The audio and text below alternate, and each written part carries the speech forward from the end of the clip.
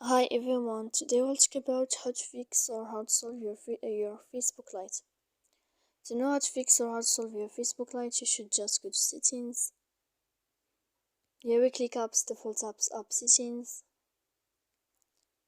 Then you will enter to the window of Facebook Lite.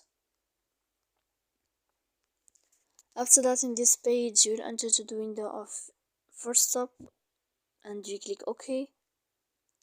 Here we'll enter to the window of storage.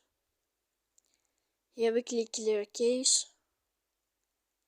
Don't click you can go to your manager storage, and here in this page don't you can click on your Wi-Fi to turn off your Wi-Fi, and then you can turn it on again. So please don't forget to support us by like and subscribe. See you next time in another video, and thank you for your attention and your